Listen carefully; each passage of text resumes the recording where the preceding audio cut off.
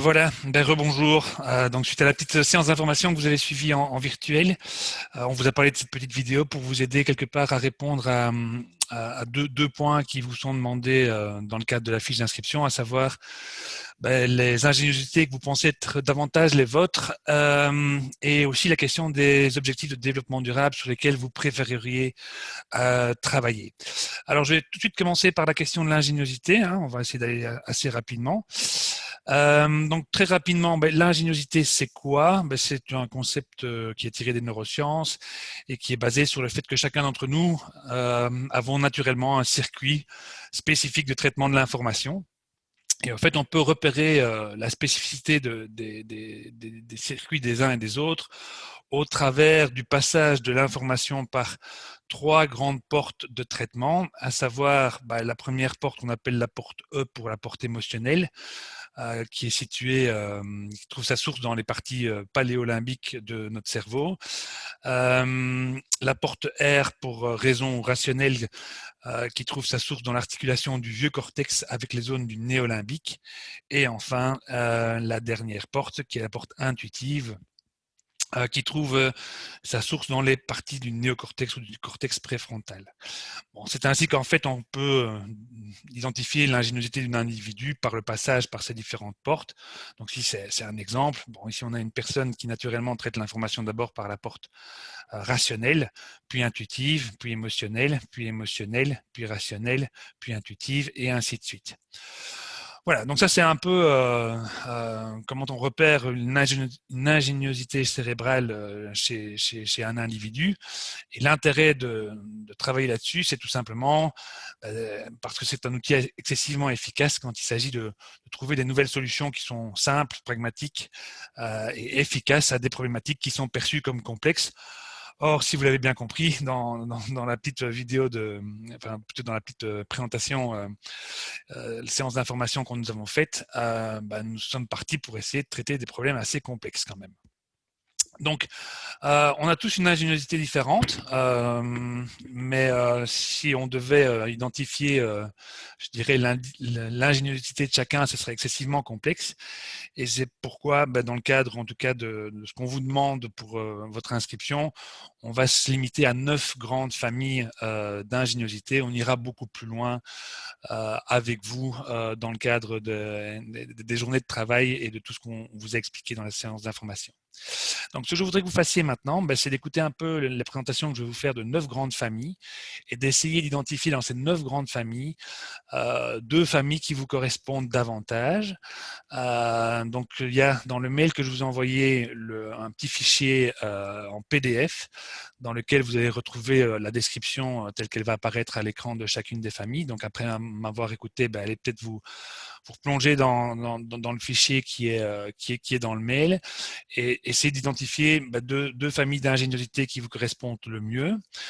Et je vous invite aussi à confronter votre point de vue à celui de vos proches, que ce soit dans la famille, que ce soit des amis proches, de manière à voir si ils ont un peu le même regard sur vous que vous n'avez sur vous-même. Voilà, tout simplement.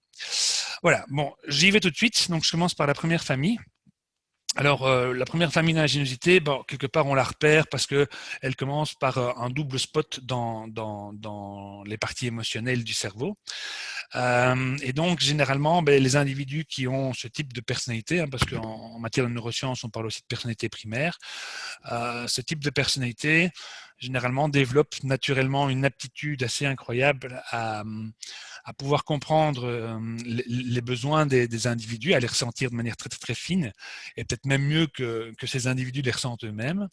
Et une fois qu'elles ont compris quelque part quels étaient les besoins et les enjeux de la personne, les individus se mettent quelque part. Attendez, je vais juste bouger ça. Je vais revenir en arrière, sorry. Se mettre quelque part dans une situation de vouloir répondre aux besoins ou aux problèmes que cette personne rencontre. Donc, ce sont des personnes qui, naturellement, sans faire attention, sans chercher spécialement à le faire, vont essayer d'aider des gens et se dévouer pour répondre à leurs problèmes, à leurs besoins. L'ingéniosité numéro 2, elle se caractérise par des spots au niveau cérébral, le premier spot dans la partie émotionnelle et le deuxième spot dans la partie rationnelle. Ce sont des personnes qui naturellement fédèrent les gens, fédèrent des individus, les mettre en groupe pour avancer vers un objectif commun, en s'assurant que chacun, quelque part, a bien à disposition tout ce qu'il lui faut pour avancer par rapport à cet objectif. Et donc, elle génère quelque part oui, une capacité pour les autres individus à se mettre en collectif. Donc voilà, donc, ce sont des personnes qui naturellement sont fédérantes. Alors, l'ingéniosité numéro 3, qui se caractérise par un premier spot au niveau des parties émotionnelles et puis un deuxième dans les parties intuitives du cerveau, ce sont des personnes qui naturellement vont mettre vont créer des liens entre des personnes qui ne se connaissent pas. Elles vont très rapidement percevoir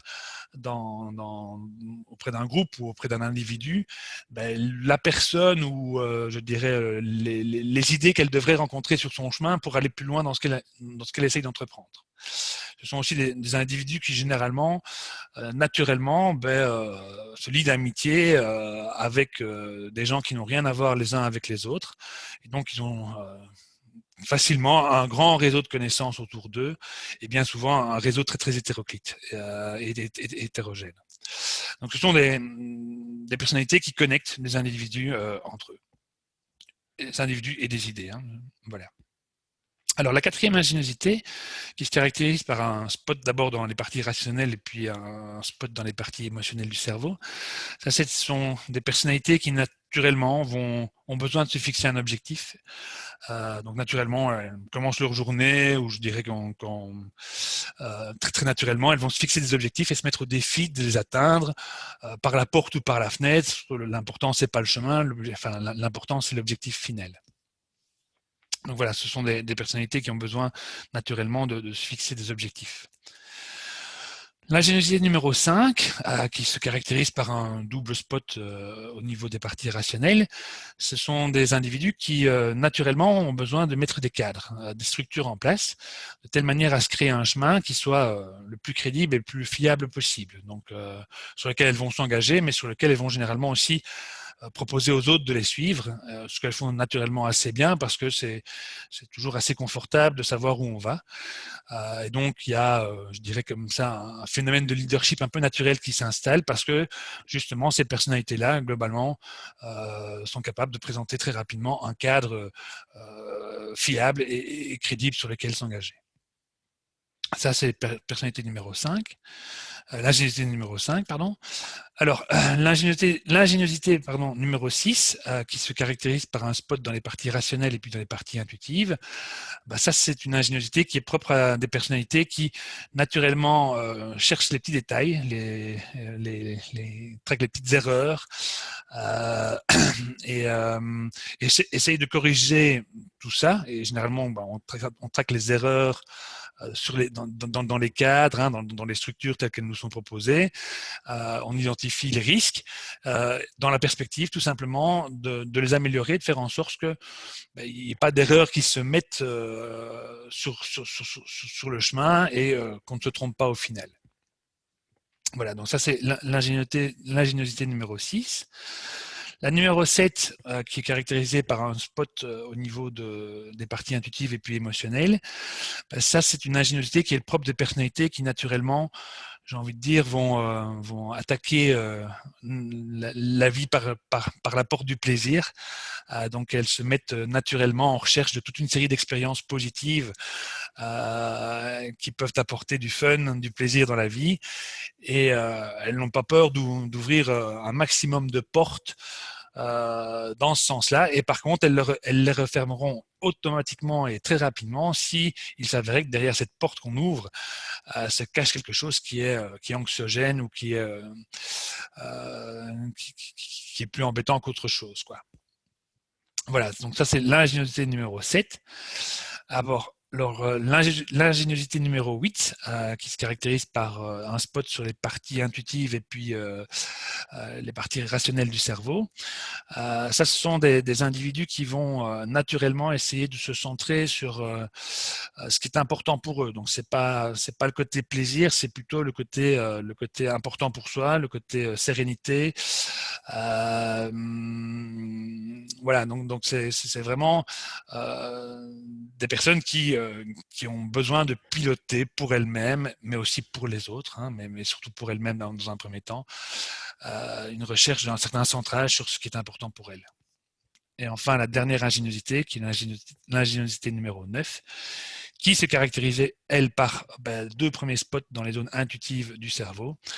Elle caractérise, je dirais, des personnalités qui naturellement se posent des questions que les autres ne se posent pas. Alors, pas des questions sympas, plutôt des questions que les autres estiment où tu vas chercher ça, toi, pourquoi est-ce que tu te poses ce genre de questions?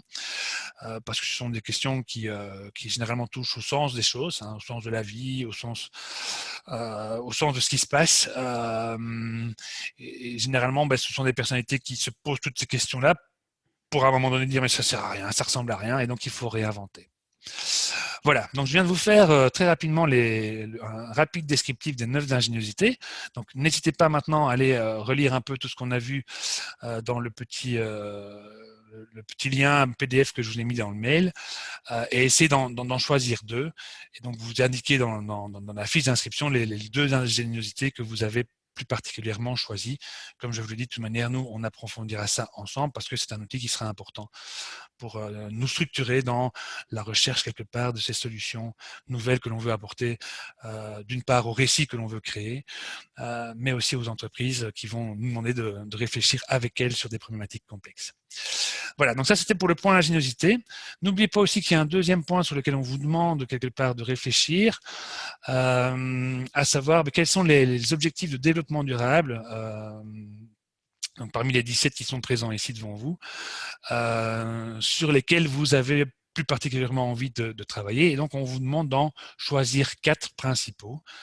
Et donc, pour ce faire, de nouveau, vous avez toute une série de liens qui sont repris, on ne les voit pas très bien ici sur la présentation, mais qui sont repris dans le petit mail que je vous ai envoyé pour en savoir un peu plus sur ces différents objectifs, en sachant que j'ai mis un lien vers une petite vidéo pour ceux qui n'ont jamais entendu parler de ça et qui peut très rapidement vous expliquer un peu de quoi il en retourne.